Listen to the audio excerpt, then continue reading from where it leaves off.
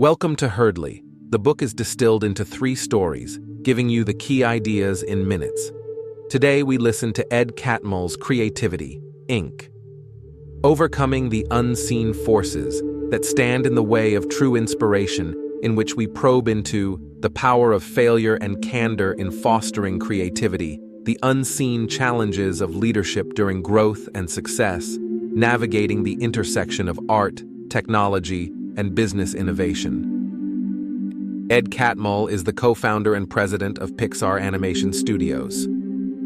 Don't go away, Herdley the editor will be right back. In today's stories, we will explore 3 vivid moments from the book: a conversation about failure at Pixar, a hidden challenge in leadership during Toy Story's success, and the delicate balance of innovation and tradition in the world of art and technology.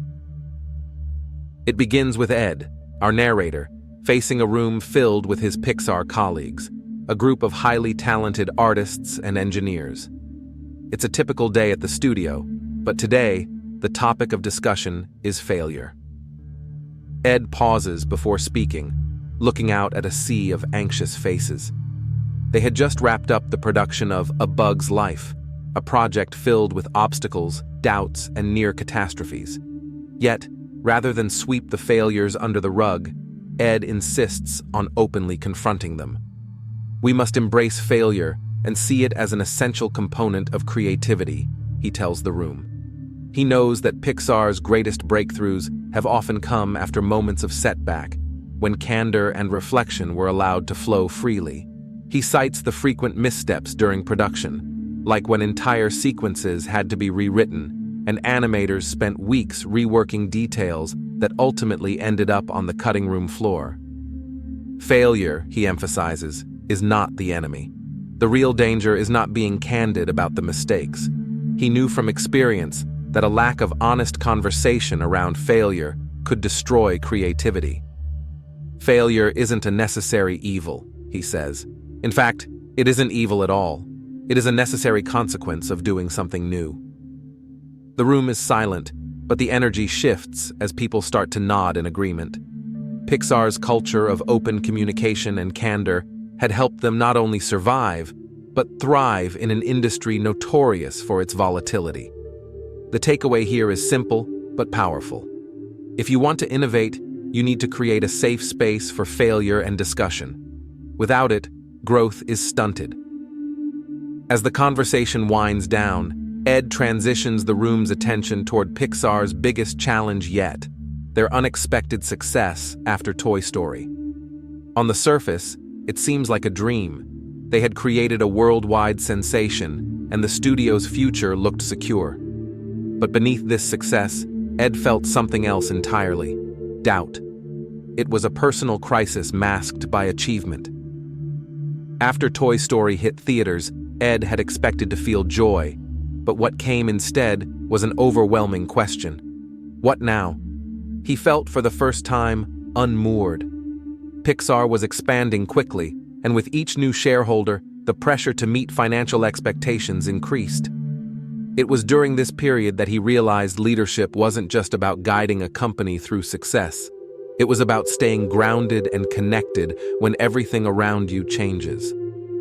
Ed reflects on a moment with Steve Jobs during this time, where Jobs advised him to stay focused on the people at Pixar, not the profits.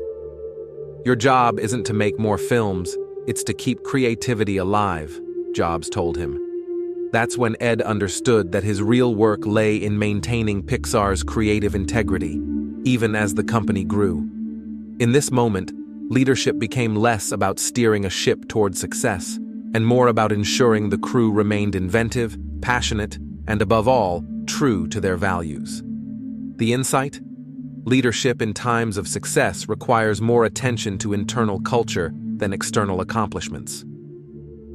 After Pixar had stabilized and its leadership found its footing, a new challenge appeared: integrating technology without losing the art that made Pixar special. Ed recounts a meeting with Disney executives who were skeptical about how far they could push technological innovation in animation. At this point, Pixar had developed cutting-edge computer software that could render unprecedented levels of detail. Yet, the Disney team worried that the soul of animation, its human touch, would be lost. One executive even told Ed, "It's great, but will the audience care if it feels too perfect, too clean?" Ed understood the concern, and it brought him back to his days as a young scientist, grappling with the tension between creativity and technology. He realized the heart of the problem wasn't about innovation versus tradition, it was about balance. How do you use technology to amplify creativity, not stifle it? This story culminates in Ed's decision to slow down the technological push and focus on storytelling, ensuring that the emotions in their films remained at the forefront. The lesson? Technology should never overshadow the emotional core of art. It's a tool, not a replacement for the human touch.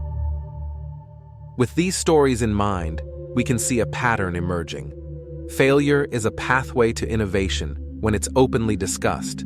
Leadership is a process of constant recalibration, especially during times of growth, and technology, though transformative, must be balanced with human creativity to succeed. As the editor of Herdley, I believe these insights teach us something deeper about the future. By allowing ourselves to fail, by anchoring leadership in human connection, and by embracing technology without losing sight of the human experience, we can foster a future where creativity and progress move forward hand in hand. Each story comes from the most representative real-life cases selected by the Herdley team from this book. Beyond these three, there are 10 more equally worth reading that highlight the challenges and triumphs of creative leadership. If you wish to dive deeper, we recommend purchasing the full book. Finally, share a sentence from the book to end today's reading. Let's revisit the key insights from today's reading. The role of failure in sparking innovation, the challenge of leadership during growth, and balancing technology with creative vision. These ideas are the foundation of a lasting creative culture. One story that stands out is about Pixar's Notes Day, a bold experiment Ed initiated to address the communication issues within the company. Every employee, from animators to accountants, was invited to offer feedback and solutions, with no hierarchy in place. Ed believed that creative problems are not always solved by the top minds, but often by those directly facing the challenges. He took a significant risk by empowering every voice in the company, trusting that insights from unexpected places could drive innovation. When you give everyone a voice, you start hearing the things you've been missing, Ed said. This process allowed Pixar to uncover blind spots in their culture and improve collaboration, reinforcing the idea that leadership is not about control, but about listening. The story shows that whether leading a company or a small team, true leadership is rooted in openness and trust. By embracing vulnerability and valuing everyone's perspective, the best ideas can rise to the surface. As we wrap up, remember that creativity thrives on risk, humility, and community. Each story today reinforces that, and the lesson